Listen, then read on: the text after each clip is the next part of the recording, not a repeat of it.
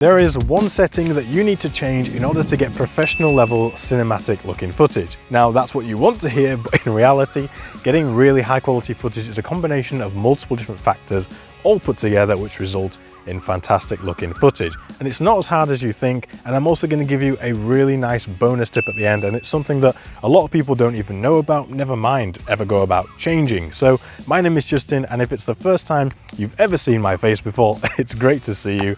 And if you've been in before and you're one of those familiar faces, it's great to see you again. So let's get into it, and this is actually going to be one setting that you definitely need to change in order to get professional looking footage. Okay, so we're up in the sky now, and the first most important setting that you actually do need to change is in the bottom right hand corner here. We want to change from automatic camera settings to pro mode camera settings. This basically gives us full manual control over all of our different camera settings, which is going to help us seriously lock down every single value to get the best possible footage. So we're going to start off at the top. So we can see here on the left hand side, if I click here where it says 4K 30, I'm then going to run you through the settings that we need to make sure are correct. Now first off, white balance at the top, make sure this is in manual. If I click the auto button here now, it turns yellow and it goes into automatic mode, and that basically means it's going to change the white balance as you take your footage, which is not what we want. We want the white balance to be locked at a fixed value from when we start to when we stop filming our clip. Now if you're unsure of what the white balance should be for your sort of current scene,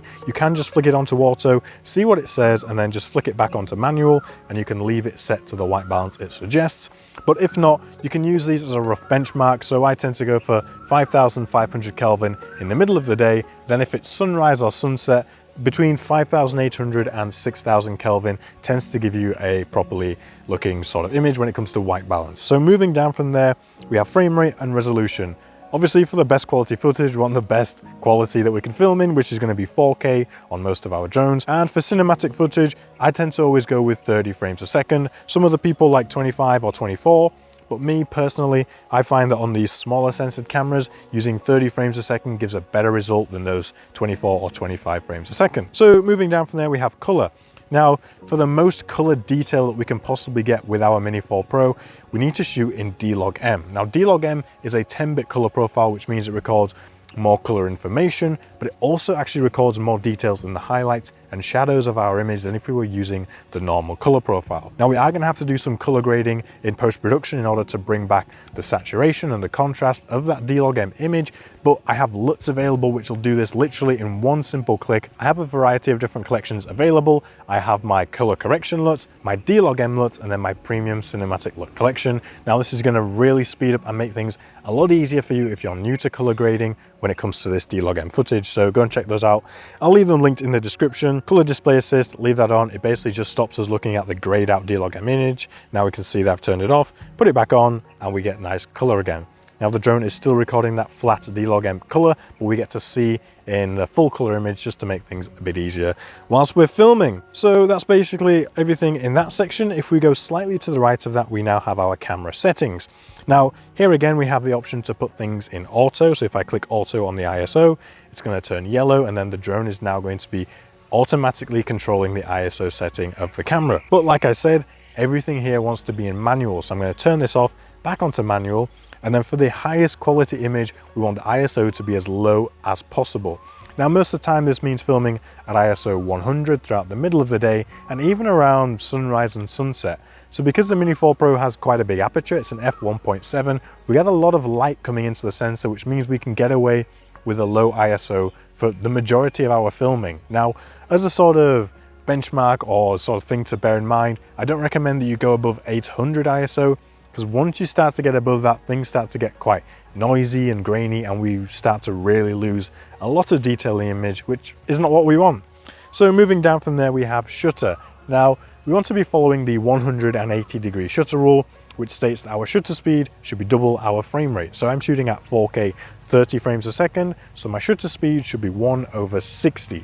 Now what this allows us to do is get really nice natural motion blur in our footage. Now because of this, we are going to need to use ND filters. Now what an ND filter does is it reduces the amount of light coming into the sensor so that we can more accurately monitor and manipulate our exposure whilst we're using these manual settings. And that's because the Mini 4 Pro does not have a variable aperture. So in order to control the amount of light coming onto the sensor, we need to use ND filters.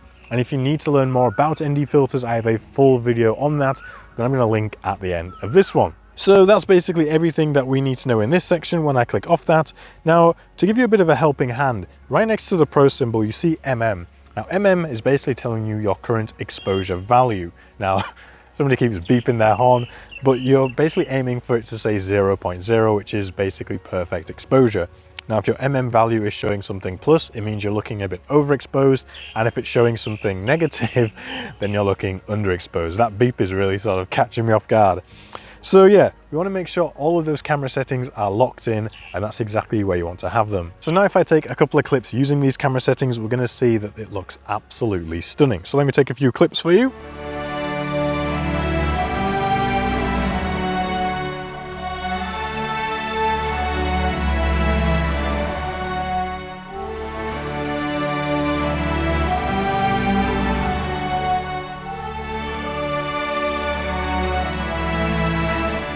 So now that we know all of those optimal camera settings, the next thing that we can optimize is going to be our gain and expo tuning. Now, in order to find that, we need to go into the menu system by clicking the three dots in the top right hand corner.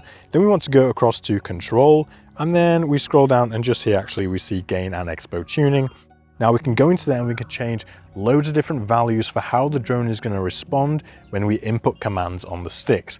And basically fine tuning all of these values is going to really help you to be able to get the control link from sort of your eyes seeing the screen and your fingers. And if something doesn't feel quite right, or something feels too sensitive or not sensitive enough, we can actually make changes here in order to optimize all of those different responses. Now I'm going to really quickly go through these, but I do have a really in-depth video on this gain and expo tuning, and and along with this video, I'm going to attach my most recently updated gain and expo settings that I use on every single one of my cinematic drones, so you can use exactly the same settings that I use as a starting point, or if you just want to try something different. So basically we're in normal mode here, and we have Cine, normal and sport across the top. And then what we can do here is we can scroll down. We're in normal at the moment, and first off we have all of our speeds. So max horizontal speed, basically how fast we can move forwards, backwards, left and right. Ascent speed speaks for itself, how fast we can ascend, and descent speed, how fast we can descend. Now we can change all of these values if we want to make the drone faster or slower in any of these different sort of parameters, we can do so. So moving down from there, we have angular velocity. Now max angular velocity is basically the maximum rate at which the drone is going to be able to spin around. So because we're dealing now in degrees, because we're yawing, it's measured in degrees per second. So then we have yaw smoothness. Now yaw smoothness basically smooths the start and end of the yaw input. So when it starts to move and when it stops to move, it's basically how smooth the start and end of that is. And brake sensitivity, how quickly the drone is going to come to a stop when you release the stick. Now expo, I'll go into that a bit more detail in that other video like I mentioned, but basically a lower value here is going to make the drone less sensitive to inputs in the center region of the stick, and a higher value here is going to make the drone more responsive to inputs in the center region of the stick. But it's an exponential curve, so if you set a really low value at the start, you're going to have a lot of movement where the drone doesn't do a lot, but then right at the end, right in the last sort of 5 to 10% of the movement, the drone is going to have a very sort of rapid increase in the rate of which it sort of moves. So you lose a lot of control at one end, but you gain a lot of control at the other end. So that's basically how expo works. And then gimbal, we have the ability to control how fast the gimbal rotates up and down. Again, angular movement, so we have it measured in degrees per second. And then tilt smoothness works exactly the same as yaw smoothness, but instead of it starting and stopping the yaw movement, it's starting and stopping the tilting of the gimbal. There are some mosquitoes here and I do not want to get bitten. Honestly, they bite the living daylights out of me. So we want to optimize our gain and expo tuning. That's going to help us really dial in how the drone feels to us when we're controlling it with the sticks. Now, on the same topic of controlling it with the sticks, we need to make sure that we're being nice and smooth with all of our inputs.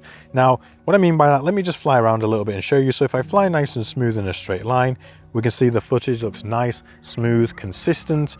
But if I start to input some random like left turns here and some right turns here just to try and fine tune where the drone's going, it doesn't look very good. It doesn't look cinematic.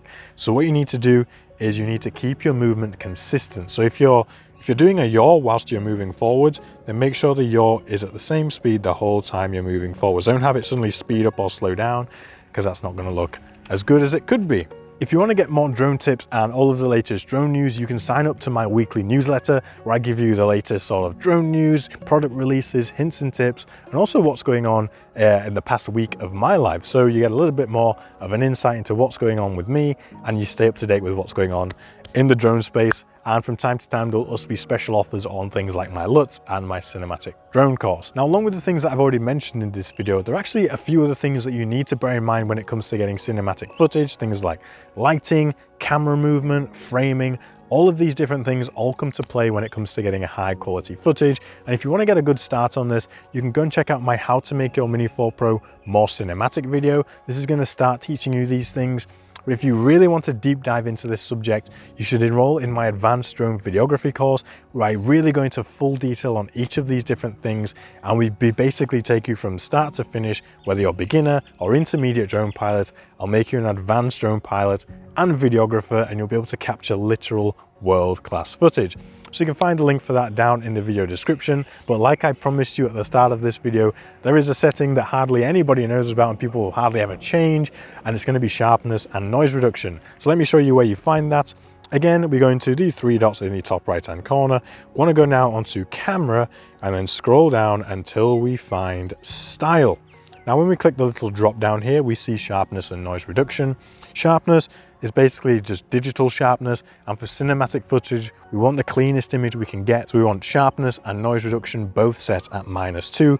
We can add sharpness in post-production or sort of add noise reduction too if we need to, but I want the cleanest image I can in order to start my editing process. So that's the hidden setting that not many people know about and not many people go about changing. Go in there, adjust those settings, and your footage is going to thank you for it. So you now know exactly where you need to start with the basic camera settings, tuning your gain and expo, and basically keep things nice and smooth. Now, if you want to go and check out that video on how to make your Mini 4 Pro more cinematic, you can go and check out this video right here. And if you want to learn more about ND filters, the key to that sweet, sweet motion blur, go and check out this video right here. So thank you so much for watching, and I will see you in the next one. Bye bye.